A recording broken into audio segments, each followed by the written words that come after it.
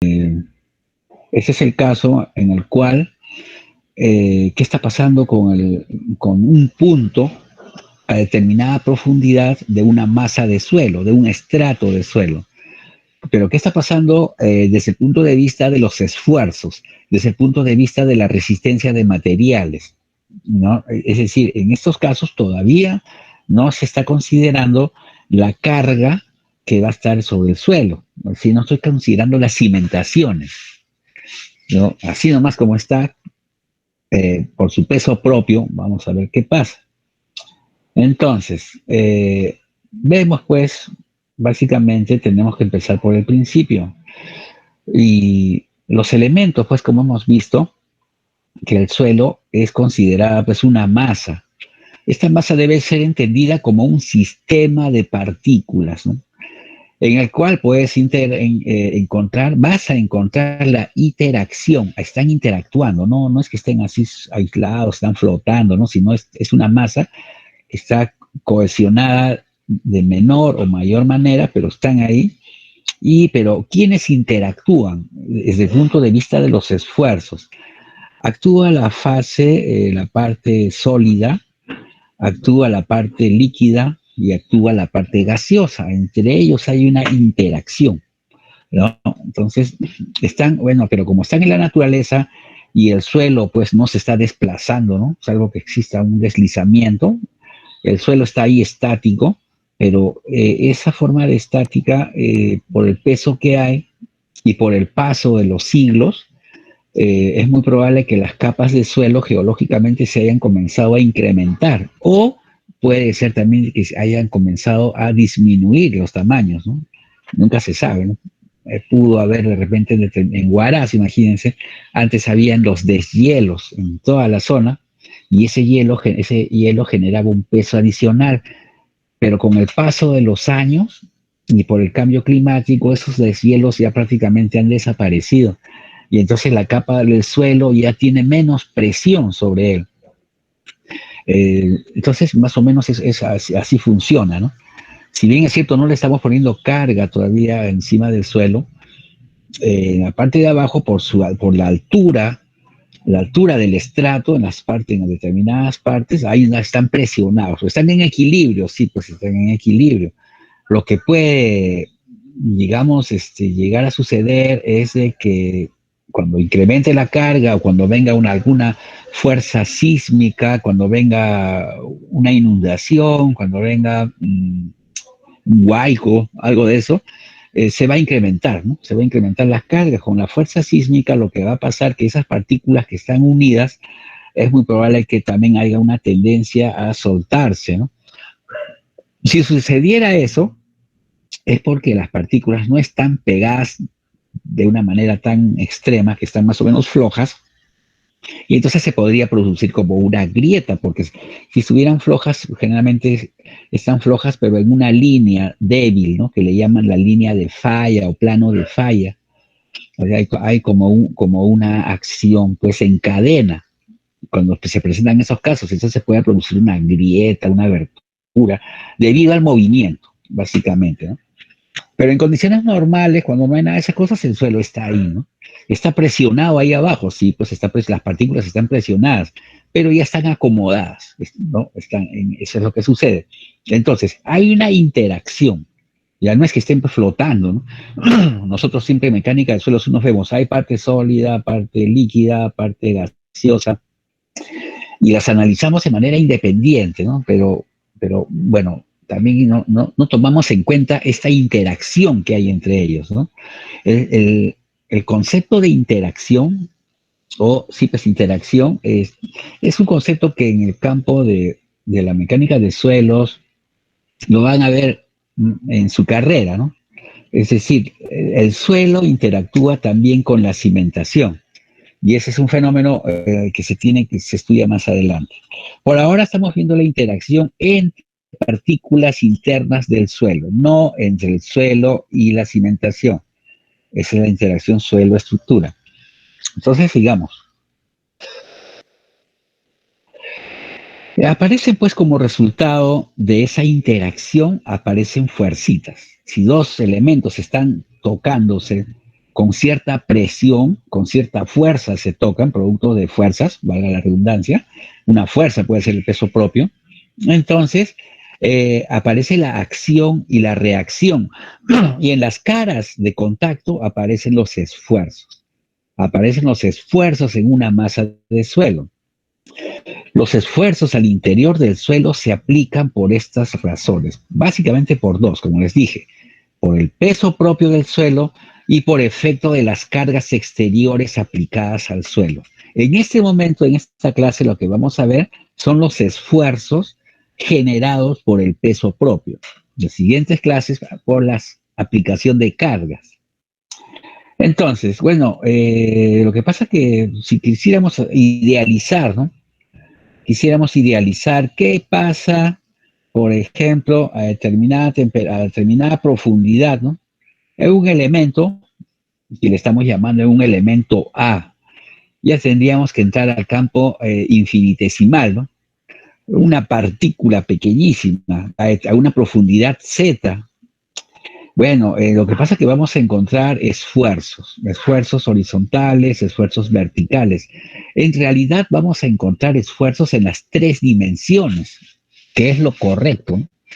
Pero si nosotros nos ponemos a trabajar en tres dimensiones se complica demasiado y lo que entonces los investigadores lo que han hecho es idealizar, ¿no? Idealizar en dos dimensiones.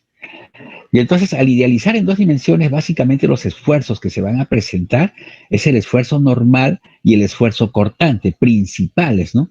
Pero a partir de ese esfuerzo normal y esfuerzo cortante principal, cuando digo principal, acuérdate, pues, de resistencia de materiales que te decían la ley de Hooke. Entonces, a partir de esos esfuerzos, nosotros lo estamos idealizando en valores, pues, por ejemplo, mira, este de acá, ¿qué pasa de manera horizontal? O qué está pasando de manera vertical, ¿no? Lo hemos idealizado así, pero bueno, resulta pues que también tienes diferentes, ¿no? Diferentes planos, infinidad de planos hay. Entonces, pero nosotros nos centramos en dos, en el plano horizontal y en el plano vertical. En ambos planos vas a tener esfuerzos, el esfuerzo normal y el esfuerzo cortante. ¿Ya? ¿Cuál es el esfuerzo cortante? Bueno, tú ya sabes, pues es aquel que trabaja de forma tangencial, ¿no? Entonces, el peso propio, todo el peso, por ejemplo, que habría, vamos a ver algo así, con esta cuestión así, imagínate, vamos a ver por acá, que venga acá y que venga acá. Toda la carga que de pronto te está generando el peso propio que está sobre ese puntito A, entonces hace que todas las partículas, dentro de todas las partículas existan fuercitas. Ese gran peso es que se va a traducir en el peso, en la carga que se le aplica a todas estas partículas de diferentes formas. Cada una de ellas asume un poquito de esa carga, ¿no? Según lo que le compete, según su posición, y su carga, la carga que le cae a cada partícula, la transmite a la otra partícula y entonces así se generaliza, ¿no? Y entonces, pues nosotros podemos, como estamos hablando de fuercitas, ya pues podemos hablar de una resultante. Ya, pero resulta pues que hay fuercitas normales y hay fuercitas tangenciales, las famosas fuercitas cortantes. Ya, pues, ¿por qué? Por su forma, ¿no? Entonces, podemos encontrar la gran resultante normal y la gran resultante cortante, ¿no? Y a partir de ahí podemos encontrar una resultante general, ¿no? Y bueno, entonces eso es más o menos lo que está sucediendo a nivel de esfuerzo. Ahora, entonces estoy hablando de esfuerzos en un sistema de partículas. Para explicar el comportamiento ingenieril de los esfuerzos, es necesario entender el concepto de esfuerzo en una masa de suelo y en particular la manera como el esfuerzo que actúa sobre el suelo como un todo, se relaciona con los esfuerzos que se desarrollan dentro del esqueleto del suelo y del fluido intersticial, ¿no? ¿Cuál es el fluido intersticial? el fluido, pues, que es el agua, ¿no? El líquido que está en los poros. Lo que pasa es que cuando nosotros metemos presión, ya dependerá el coeficiente de permeabilidad del suelo que hemos visto anteriormente. Porque si el suelo permite que tiene poros y esos poros están unidos como un sistema de tubificado, entonces el suelo tendrá el agua tendrá la oportunidad al momento de aplastarlo al suelo de salir, ¿no? De salir rápido. Pero si el suelo pues tiene un nivel digamos, de permeabilidad, el coeficiente de permeabilidad tiene un nivel pues pequeñito, ¿no? Una arcilla, por ejemplo, entonces el agua va a tener dificultad para salir, no saldrá, pero se va a demorar más. Y como más tiempo va a estar presente, entonces de pasadita va también el agua va a generar esfuerzo, va a generar presión, ¿no? Es como que tengas pues una gata hidráulica, tú le metes presión y entonces el fluido puede pues de pronto levantar un peso y cosas de esas, ¿no? ¿Por qué? Porque está confinado. Bueno, lo mismo sucede, ¿no? Lo mismo sucede acá. Entonces, también hay que entender eso, ¿no? Hay que entender cómo es la manera en que actúa el esfuerzo sobre el suelo, como un todo, ¿no? O sea, es decir, el esfuerzo no es, el suelo no está aislado, sino es una masa. Ese volumen de la masa, ¿qué genera, ¿no? Ese volumen que está siendo cargado, esa masa que está siendo cargada, qué consecuencias trae dentro de ella, ¿no? Bueno, pues el esqueleto, las partículas sólidas van a chocar entre ellas, van a generarse presión entre ellas, pero el líquido también va a generar presión de ellas. Y la parte gaseosa, bueno, en menor escala, pero tal vez, ¿no? Lo que pasa es que la parte gaseosa más rápido se va a deformar, porque ahí de repente puede haber, no puede haber nada, como puede haber un tipo de elemento gaseoso, pero por sus características físico-químicas, pues va a poder, digamos, diluirse, salir de esos agujeros con más facilidad, a excepción del agua bueno, de la parte sólida. Ahora, para resolver problemas de ingeniería es necesario entender cómo evaluar los esfuerzos que actúan en un punto de la masa de suelo, debido a su propio peso. Y también pues tenemos que evaluarlo cuando se le introduce cargas externas, que ya son temas de otra sesión. Entonces, más o menos acá se trata de representar esos esfuerzos, ¿no? Lo que les he dicho. O sea, hay grandes esfuerzos, pero en las partículas, en la parte de las partículas reaccionan, ¿no? Entre ellas hay esfuercitos que se presentan. Pero lo real, como les vuelvo a repetir, es que se presenten esfuerzos generalizados, ¿no? Que es lo que verdaderamente sucede.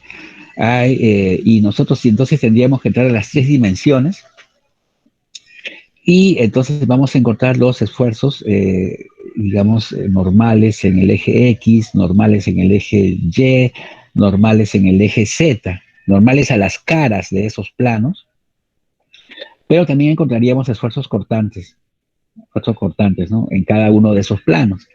Entonces, ya entraríamos, bueno, esto también lo estudian en resistencia de materiales, esto ya es algo generalizado, ¿no? Ahí va a intervenir la ley generalizada de Hooke. Sin embargo, para mecánica de suelos, nosotros vamos a, esos esfuerzos, vamos a analizarlos como si fueran, como si analizáramos sus resultantes en cada cara, ¿no? Y entonces, si hablamos de las resultantes o hablamos de los esfuerzos principales, ¿no? Que así les denomina resistencia de materiales, ya todo esto de acá se traduciría en el esfuerzo principal 1, el esfuerzo principal 2 y el esfuerzo principal 3, ¿no? Entonces, en las tres caras. Sin embargo, mecánica de suelos más todavía va más allá y simplifica en el esfuerzo principal 1 y el esfuerzo principal 3 o esfuerzo principal 2. No trabaja con los tres porque asume que el esfuerzo principal 2 y el 3 son iguales, ¿no? Para el suelo. O sea, estamos hablando en el campo horizontal. Eh, ¿Por qué? Porque la mayor carga es a nivel vertical, ¿no? La carga horizontal ya no es tan, pero como la principal, la más dramática, la más grave, la que más genera problemas, es la vertical, Si nosotros analizamos para esfuerzos verticales, ya sobrado que va a pasar para los horizontales. Estamos. Entonces, ese es más o menos el concepto. Ahora, estos problemas de ingeniería, en muchos casos de los problemas de ingeniería, es solamente es necesario, es suficiente con analizar los esfuerzos solo en el plano, debido a lo que les dije, ¿no? Debido a que los más significativos en el análisis de los esfuerzos se limita a un problema de deformación plana. Claro, porque mira, lo que pasa es que si nosotros analizamos cada una de ellas, por ejemplo, mira que está en este muro de contención, tenemos este muro de contención, por ejemplo, de concreto que está apoyando suelo. ¿Qué va a pasar? Lo más grave que puede pasar es que esto, perdón, vamos a agrandar acá para poder analizarlo, mira. Y o sea, tenemos que analizar solamente las cosas más críticas, no al detalle, porque si analizamos lo más crítico, ya el resto va a pasar. Entonces, es probable pues que acá falle, se presente un corte así, ve.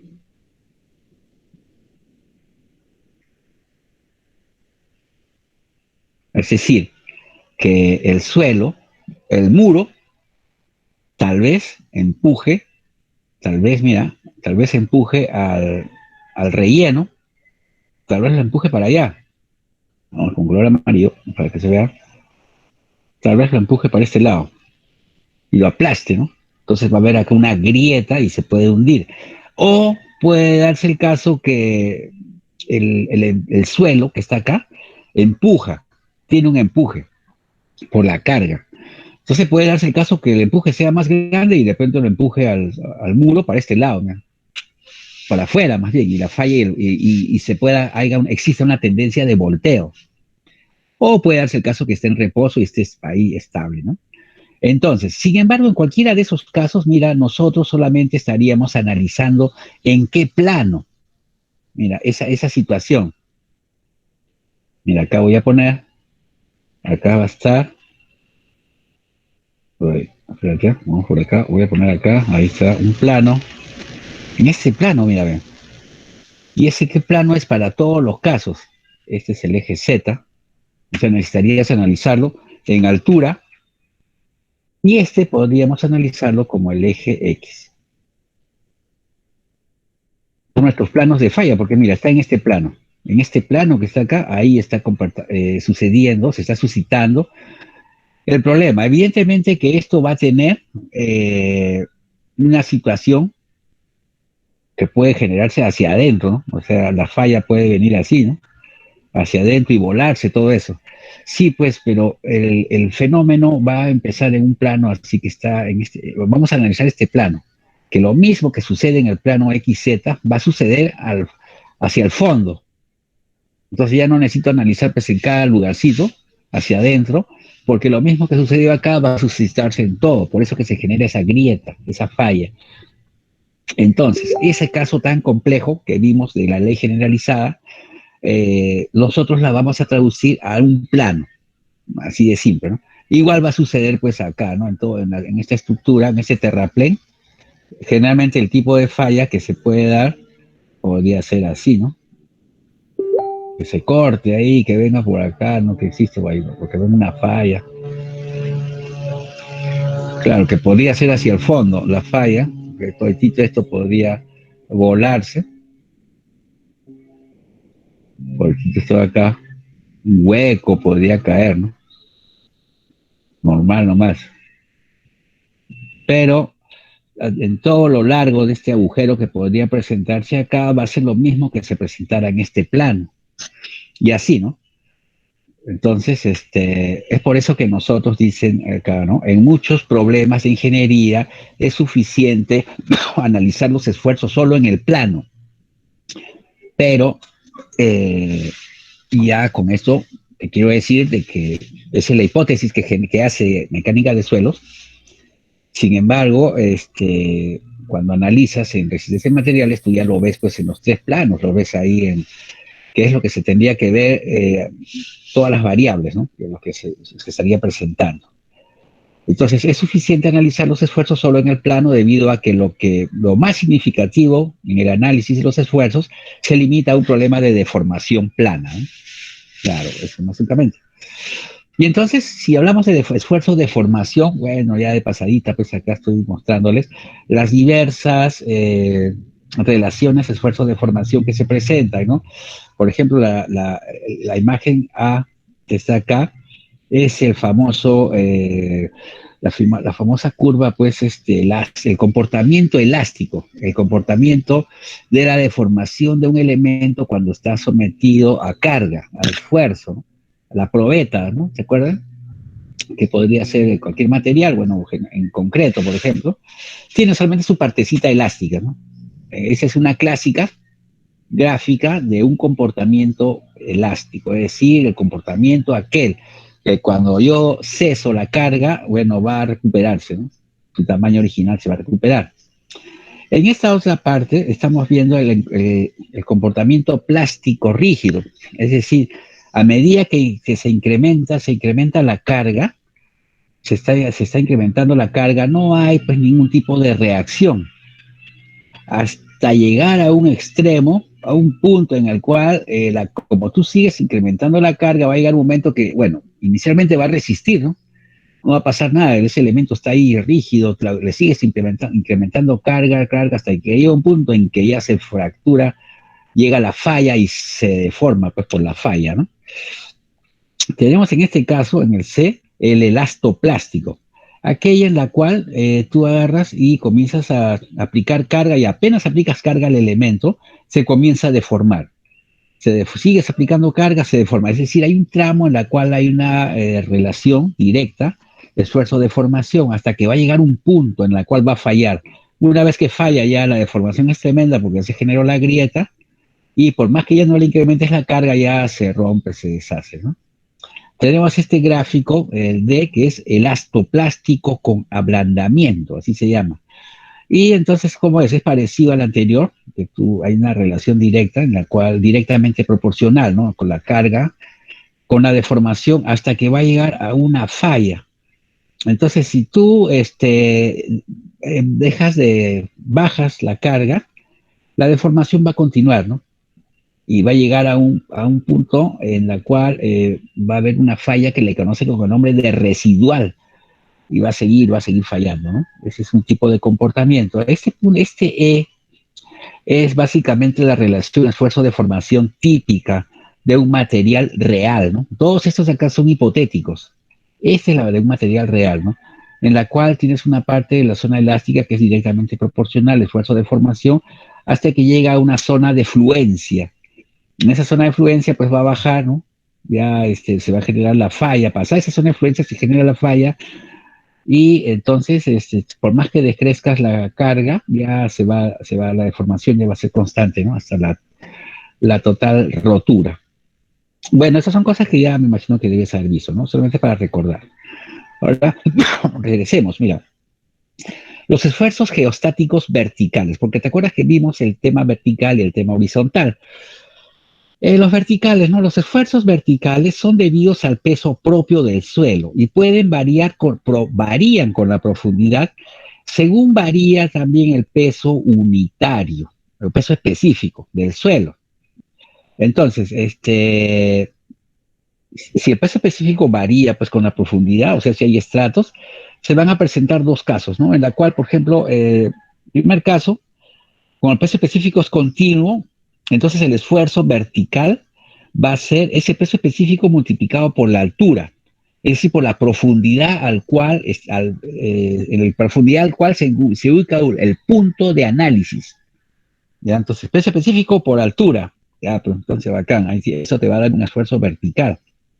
Si es pues alguna forma irregular, tú lo tendrás que integrar, pues no de 0 a z, ¿no? A la profundidad que quieres, integras el peso específico multiplicado por un diferencial de z.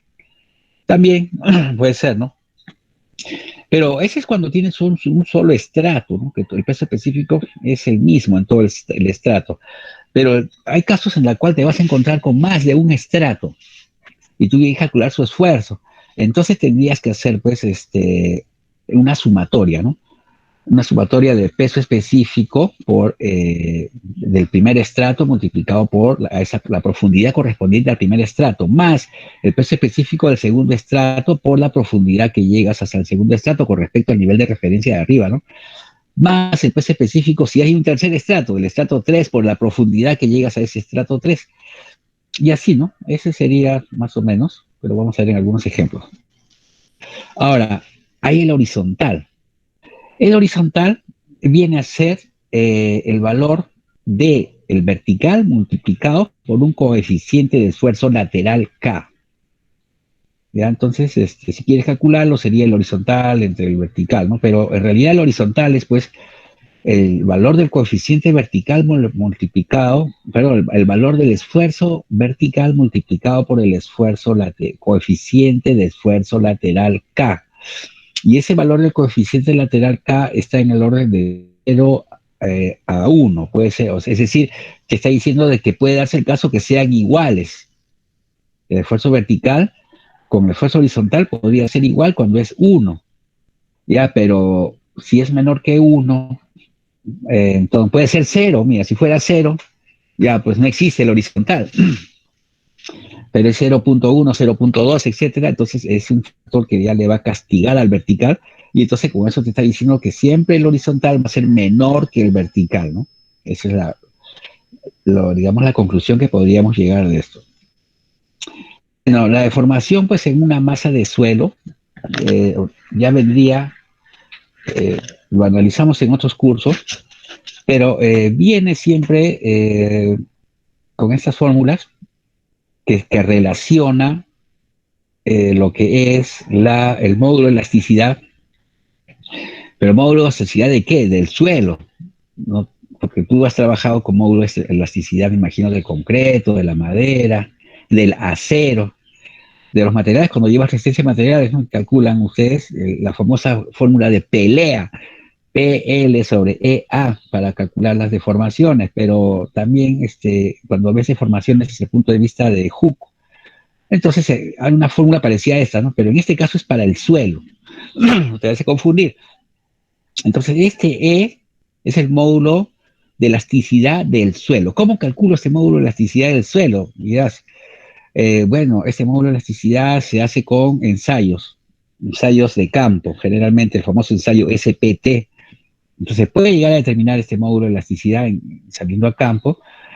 Acá tendríamos que calcular los esfuerzos en el plano X, en el plano Y, en el plano Z, pero así como hay el módulo de elasticidad, también para que esté presente el esfuerzo cortante, este paréntesis está afectado del módulo de corte.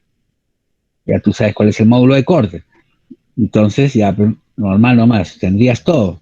Este módulo de corte también lo vamos a obtener en función, en mecánica de suelos lo obtenemos en función del módulo de elasticidad, ¿no? Con unas correlaciones.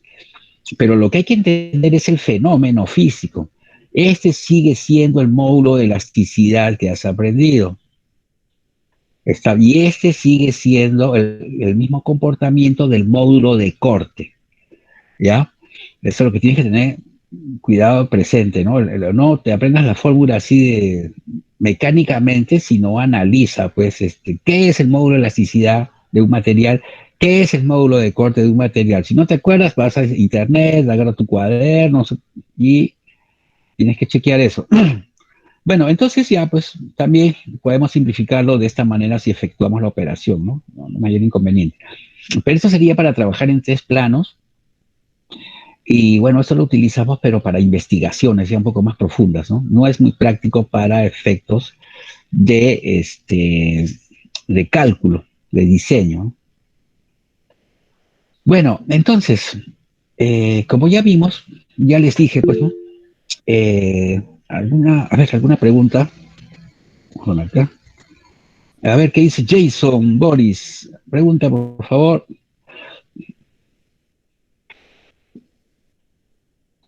Vamos, Jason, abre tu micro. Ingeniero, disculpe, ¿me escucha? Ahora sí me Sí, habla escucha. más fuerte.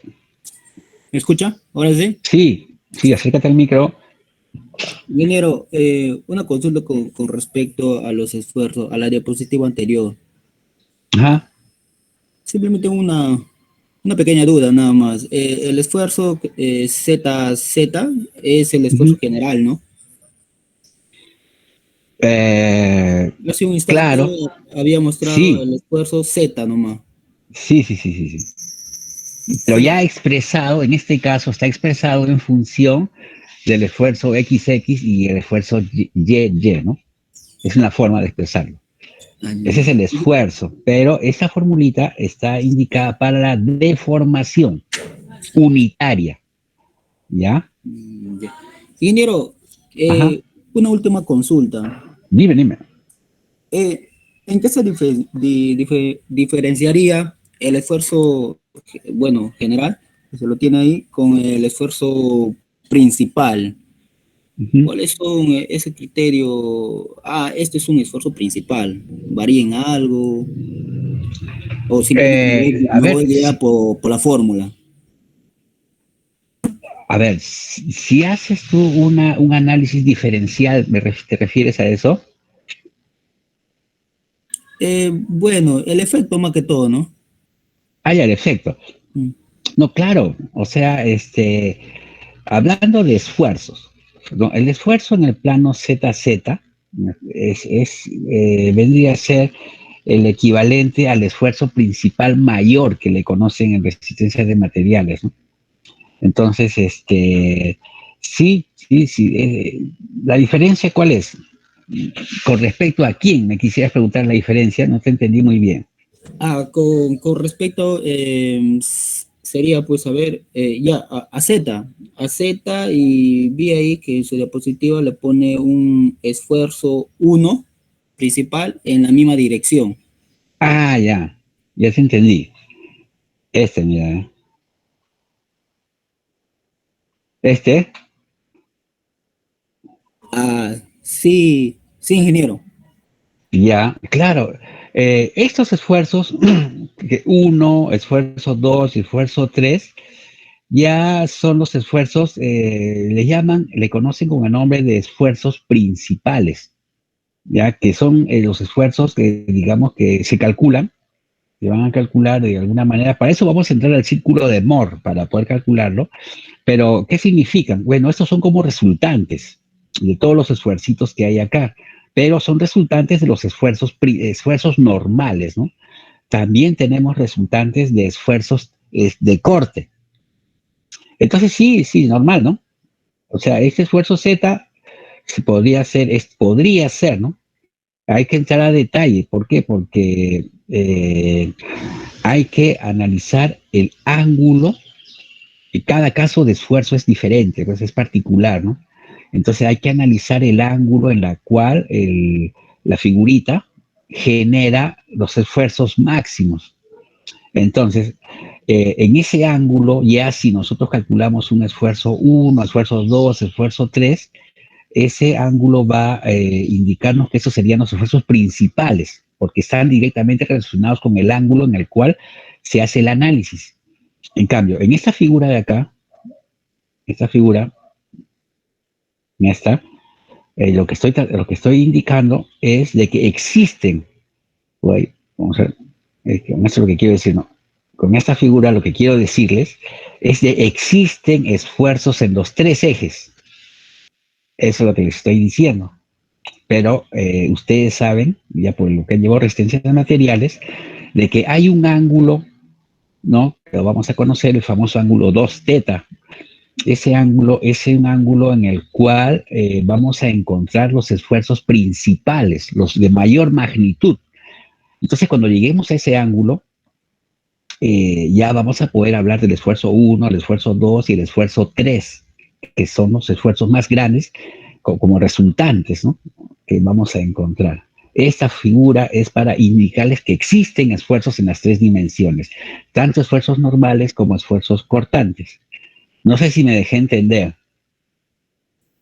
Mm, sí, ingeniero, más que todo lo estoy entendiendo. El esfuerzo principal depende de un ángulo, que Claro, de la ubicación.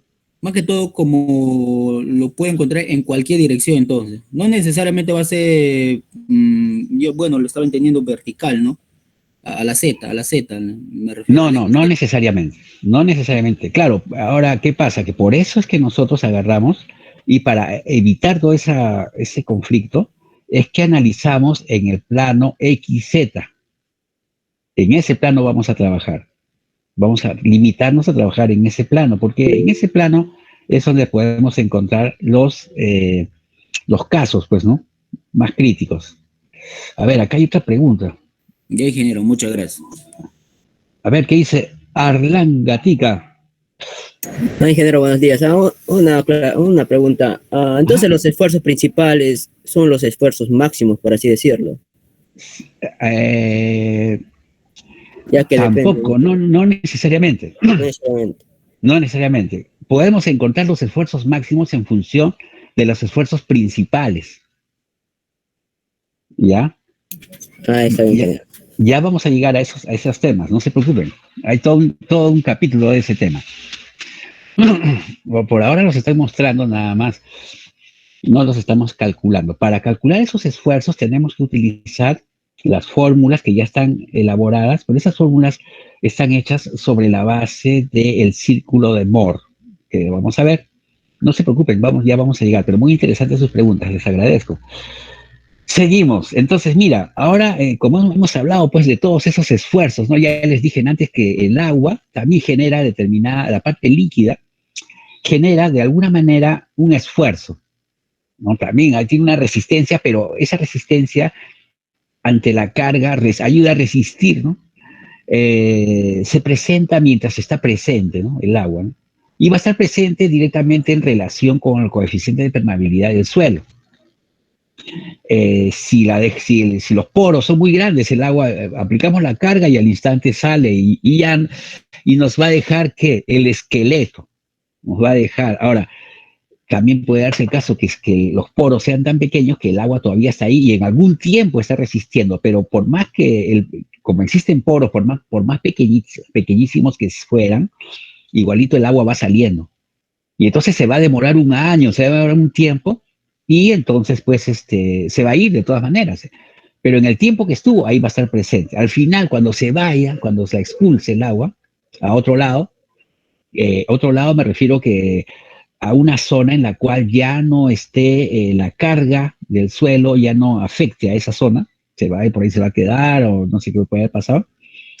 Entonces se va a quedar el esqueleto solo del suelo.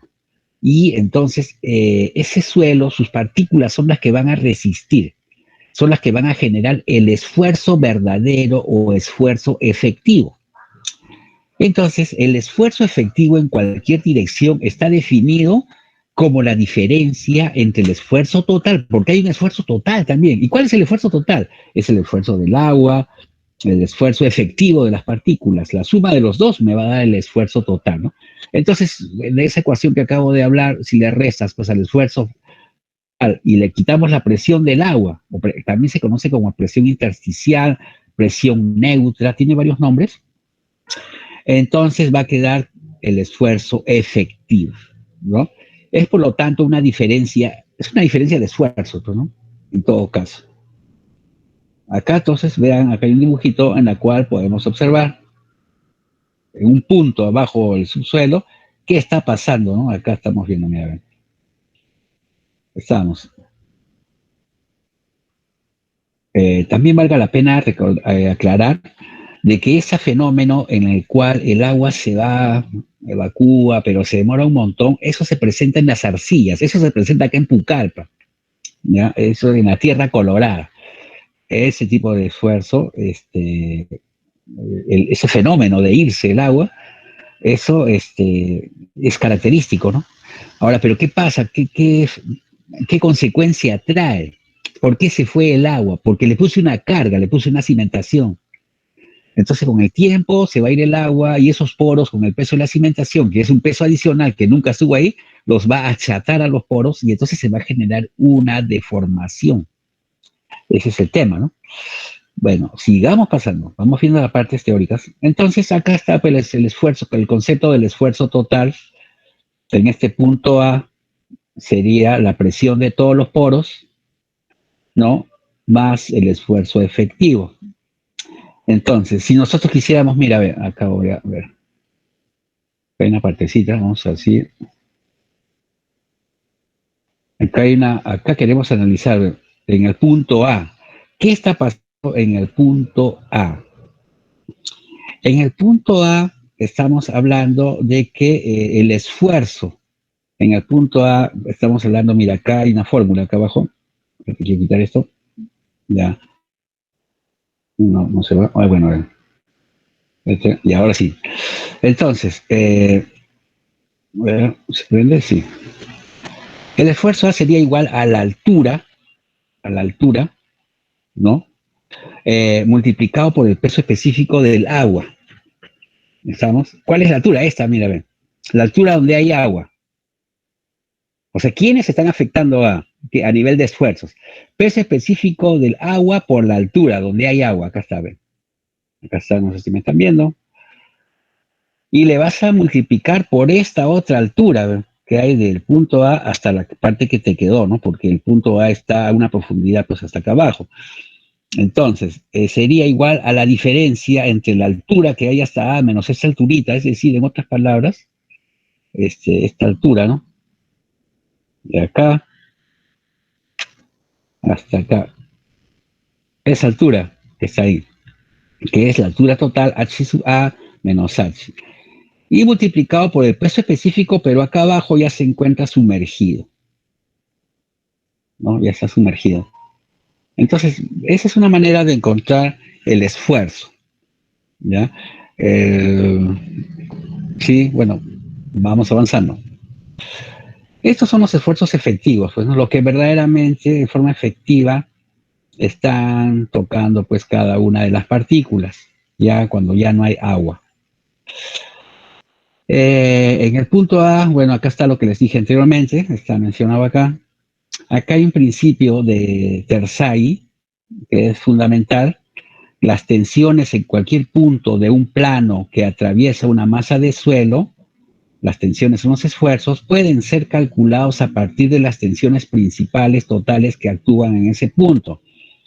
Si los poros del suelo se encuentran llenos de agua bajo una presión U, las tensiones principales totales se componen de dos partes. Una parte U, llamada presión neutra o presión intersticial, que actúa sobre el agua, y otra sobre las partículas sólidas en todas las direcciones y con igual intensidad. La diferencia entre la presión total y la presión neutra se conoce como esfuerzo efectivo. Bueno, eso es lo que dijo Tersay. Acá hay un ejemplo, mira, a ver, para aclarar. Este ejemplo lo he sacado del libro de Braja Das, lo muestro de manera académica, sin fines comerciales. Entonces nos dicen, mira, este es un perfil de suelo, ¿no? En la cual, ¿qué pasa con este perfil? Nos dicen, calcule el esfuerzo total, la presión de poro del agua y el esfuerzo efectivo en los puntos A, B, C y D. ¿Dónde están los puntos? Acá, miren, la superficie, acá hay A, 3 metros más abajo está el punto B, 3 metros más abajo está el punto C, y casualmente pues a 6 metros de profundidad nos encontramos el nivel freático del agua. Ahí está, ¿no? A partir de acá hay agua.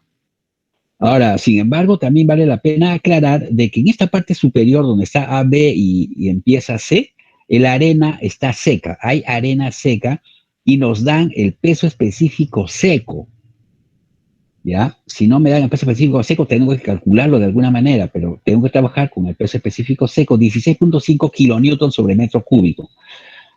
Desde el punto C bajamos hasta un punto D que está a 13 metros de profundidad, es un estrato arcilloso y tiene un peso, como el agua está acá arriba, esto están asumiendo que está totalmente saturado de agua, ¿no? Entonces, el peso específico saturado de la arcilla, 19.25 kilonewtons sobre metro cúbico. Entonces, hay que determinar, en este caso, y en este tipo de ejercicios lo que tienes que hacer es un gráfico, ¿ya? Entonces, el esfuerzo total, la presión de poro y el esfuerzo efectivo, es lo que hay que hacer. Muy bien, entonces, veamos cómo se trabaja. Primero, ahí está, en A, bueno, no hay nada.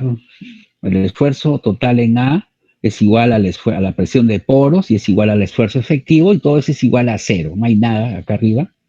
Ya, pues normal nomás. Acá abajo, por si acaso, es un estrato impermeable.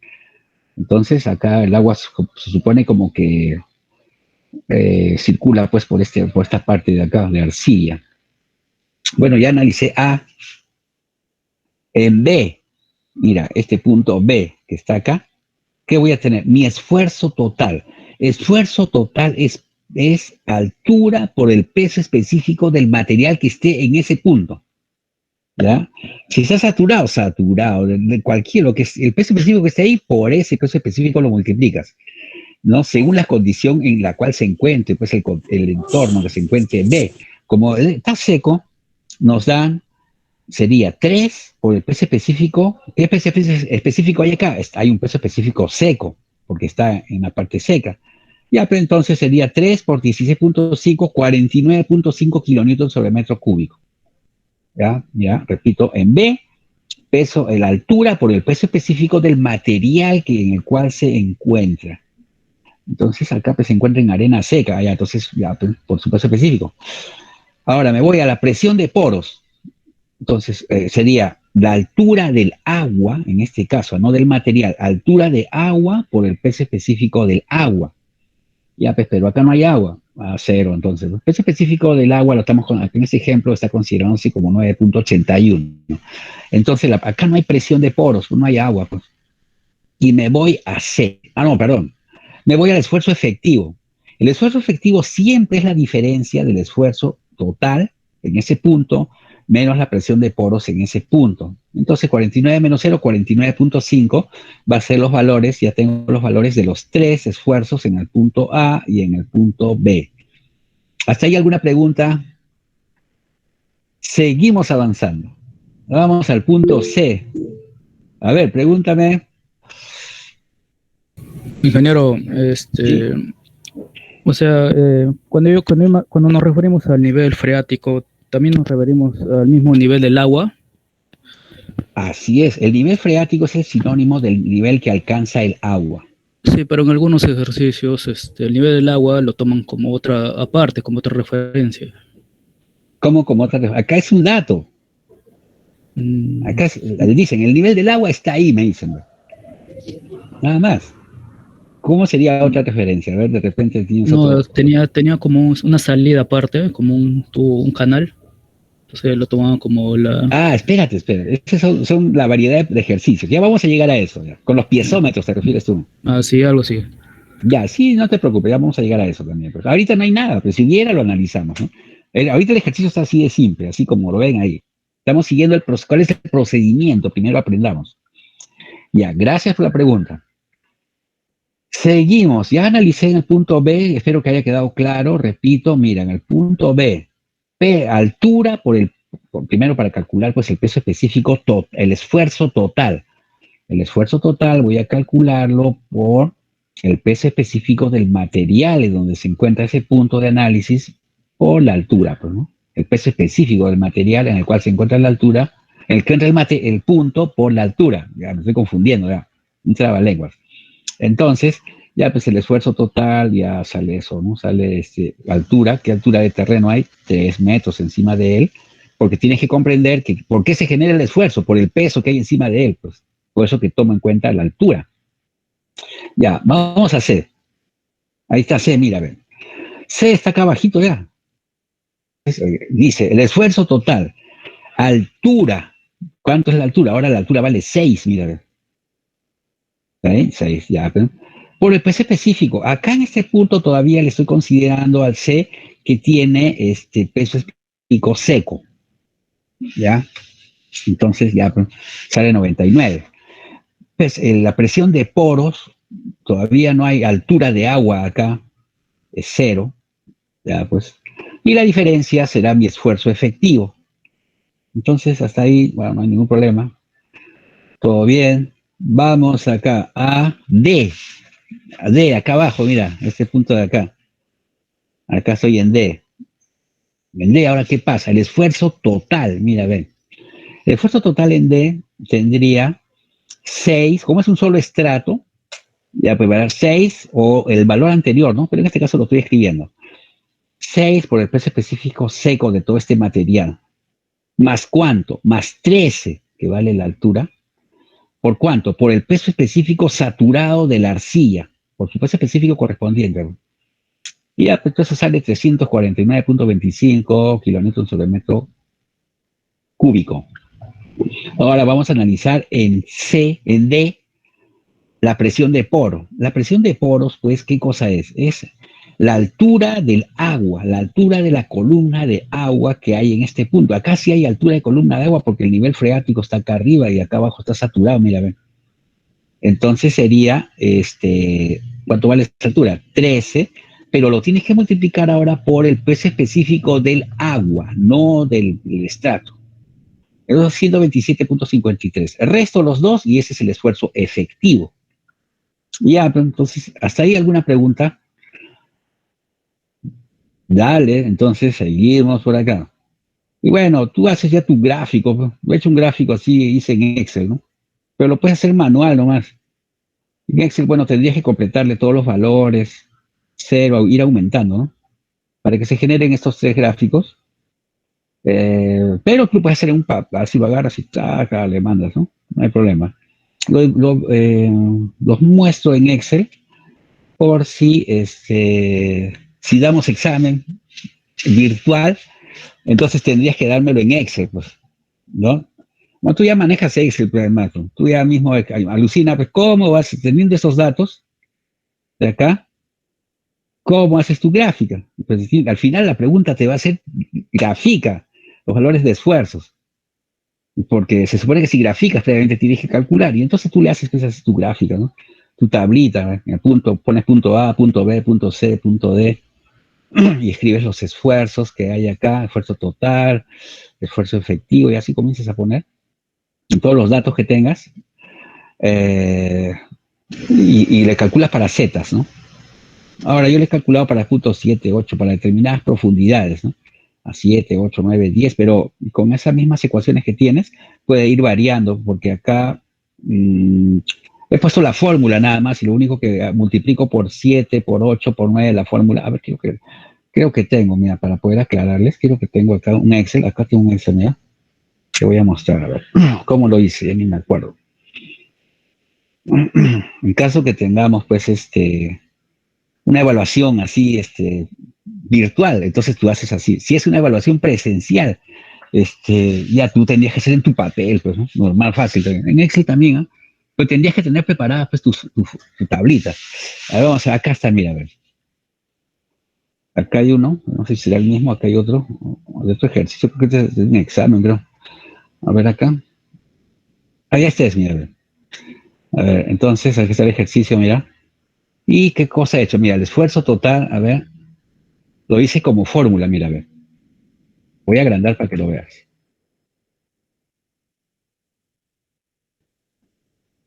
Acá lo he hecho como fórmula, multiplicado, que estoy multiplicando, a ver, B3, a ver qué hay en B3, es el peso específico. Acá está, ¿ves? Peso específico seco. Tú tienes que tener cuidado, tener tus datos, ¿no? Entonces, para que multipliques por el correspondiente peso específico, y entonces, y lo vas a multiplicar por la altura. Tú le pones alturas. ¿Para qué? Para que se complete tu gráfico. Ahora prueba solamente con los puntos. Yo le puse por ser más exacto, pero si tú le pones a los puntos necesarios, de repente también te puede salir, ¿no? Sí, creo que sí, ¿no? No creo que varíe el gráfico. Yo le puse, le fui incrementando 1, 2, 3, 4, 5, 6, 7, le puse los valores. Esos valores de las alturas tienen que coincidir, ¿no? Mira, por ejemplo, el punto B está a 3. Ahí está a 3. El punto C está a 6. Ahí está a 6, ¿ves? Y le puse valores intermedios para poder hacer el gráfico, ¿no? Y entonces ya pues haces un copy y entonces ya pues, te va a salir al toque. Acá también está con fórmula, mira. Todo está con fórmula, pero el Z es 0. Y acá fórmula también diferencia. Entonces, al toque sacas tu gráfico, ¿no? A ver un momentito, ahí está, ¿ves? Podría ser. Ese es el caso de de una evaluación, pues así, virtual. Si es una evaluación escrita, ya tú mismo eres acá, le haces tu gráfico, pues, ¿no? A ver, ¿alguna pregunta? Vamos. Ingeniero, una Ah, consulta. a ver, Sobre Carlos su Mar. gráfico, esas alturas que usted puso, Ah, ¿bajo qué criterio lo ponemos? Se puede ya. tomar. Por ejemplo, mira, estas setas de acá, ¿te refieres? Y lo que usted ya puso ya luego. Por eso, son estos zetas, estas alturas, ¿no? Ya, mira, ¿cómo lo pongo? Tengo que hacer coincidir, pues el punto A en el gráfico está en 0, ¿ve? El punto B tiene que estar, estos son alturas, en 3. El punto B está en 3, ¿ve? 3 metros. El punto C está a 6 metros, 3 y 3 son 6 metros, está el dato. Entonces tienen que coincidir, pero los puntos, por eso le pongo punto para no confundir, el punto A, punto B, punto C. El punto D está a 13 metros de profundidad. No, A ver, me refería a los puntos intermedios, 7, 8 que pone. O sea, ¿cuál es eso ya su...? pues, mira, pues si hasta acá llegas a 3, por ejemplo, y A está en 0 y B está en 3, tú puedes, intermedio 1, 2, ya es 3, ¿no? Si punto de 3 a 6, 4, 5 y así, ¿no? O sea, yo puedo tomar cualquier punto y ponerle cualquier altura, solamente que coincida nomás nada más y que me pueda dar el gráfico. Claro, porque inclusive prueba sin poner punto intermedio. Yo le he puesto punto intermedio, pero no creo que sea imprescindible, porque al final con 2 puntos te va a salir el gráfico, ¿no? No hay problema. Ya entendí. Ya, muy bien. A ver, ¿alguna otra pregunta? Vamos, Salomón, a ver. Sí, ingeniero, estoy revisando el gráfico, el Excel, si podría mostrar también, por favor, ingeniero. Y Ya. la altura que es del punto último, no sé si podría mostrar el Excel, por favor, ingeniero. ¿Sería la sumatoria de todas las alturas o simplemente del estrato? Esa es mi pregunta. Ya. Por ejemplo, hay el punto D. En el punto D sería la altura, en este caso, 13, o la altura sería la sumatoria de todas las alturas. El acumulado te refieres, ¿no? Exacto. Uh-huh. Ya, pruébalo, ¿ya? A ver qué pasa. Yo lo he hecho así parcial, lo he hecho de manera parcial para que coincida con el gráfico, pero a ver, sería cuestión de probarlo. Lo que pasa es que te saldría a ver, ¿cómo sería? Estarías acumulando, ¿no? Va a salir más grande, ¿no? Pero, Pero ingeniero, prueba tus resultados. Es cuestión de probar, Ya, ingeniero. ¿ya? Ya, sigamos avanzando porque no va a ganar la hora ingeniero, ya. es A una ver, consultita. dime, a ver. Pero, o sea, creo que mi compañero Salomón se estaba refiriendo a si se iba a tomar toda la altura al final, ¿no? No, Pero, o claro, sea, pero lo que pasa es que pero tienes usted que... está analizando, hay un suelo seco y un suelo saturado, o sea, la sumatoria no va a aplicar para ambos, ¿no? Se tiene Bueno, que tomar sí, por pues, separado. así es. Bueno, ese es el punto, pues. Pero tiene que analizar, pues. No hay que mecanizarse, ¿ya? ¿Cómo analizar? Mira, hazlo así y ahora hazlo acumulando. Tú ya tienes tus respuestas, que son estas, mira, ve. Tus respuestas, acá tienes tus respuestas, ¿ves? Tienes que llegar a esas respuestas en tu gráfico de Excel. Y cuando tú lo descubras, así se hace, dice, ¿no? Tiene bastante lo que dice Carlos Mann, ¿ya? Vamos, sigamos avanzando. Pero yo te muestro el procedimiento como más o menos yo he hecho, ¿ya? Cualquier duda me preguntan. A ver, vamos a otro ejercicio. 10 y 20. Pucha, que nos hemos pasado. A ver, tenemos varios acá, todavía estamos en la mitad. El último ejercicio y seguiremos la próxima clase. Acá, mira, este está interesante. Este ejercicio lo he sacado del libro de Huanca Borda, ¿ya? Dice un depósito de arena muy fina, tiene 12 metros. 12 metros de espesor, todo tiene 12 metros, mira acá un solo, arena fina, 12 metros, toditito esto, ¿no? El nivel freático está a 4 metros de profundidad, o sea, de arriba a 4 metros, ahí está, pero sobre él la arena está saturada, acá está saturada, ¿no? Por capilaridad. Ya te han dicho, mira, por capilaridad, que digo el siglo pasado, creo que... Ya. El peso específico de la arena es 1.800 kilogramos sobre metro cúbico. ¿Cuál es la presión efectiva en un plano horizontal? O bueno, acá al fondo, a 12 metros. Quieren saber cuál es la presión efectiva. Entonces, mira, ¿qué vas a hacer? Ya, acá, bueno, el autor lo ha pasado a toneladas sobre metros cúbicos, entonces hay que dividirlo entre 1000, ¿no? Estos 1800 kilogramos sobre metro cúbico. No hay mayor inconveniente. Entonces, acá voy a tener la presión total. La presión total que hay en este punto sería la altura, que en este caso, bueno, el de frente se ha mandado acá. Vamos por partes mejor, ¿eh? Hay que haber hecho de frente. Acá, entonces, la presión total sería la altura por el peso específico. A ver, ¿cómo sería? Acá sería la altura 4 por 1000 por 1.8. ¿Cuánto sale? A ver. 7.2, señor. Ya, 4 por 1.8, gracias. 7.2, ahí está. Entonces, acá está el 7.2, ¿ves? Ahora, acá abajo sería 7.2 más 8 por 1.8. A ver, ¿quién me dice? Acá sería 7.2 más 8 por 1.8. Acumulando. 21.6, mira. O sea, estoy acumulando, ¿eh? Estamos. 7.2 acá para calcular el punto de acá abajo. 7.2 más, ahora, peso específico por la altura. 1.8, porque acá lo tienen en toneladas. Entonces, ahí sale 21.6. ¿Hay alguna duda? Yo creo que está claro, ¿no? Estoy acumulando. Ya, él en la resolución de su ejercicio lo hizo de frente hasta acá abajo. Ahora vamos, mira con el agua, cómo se comporta, mira, ven. La presión del agua.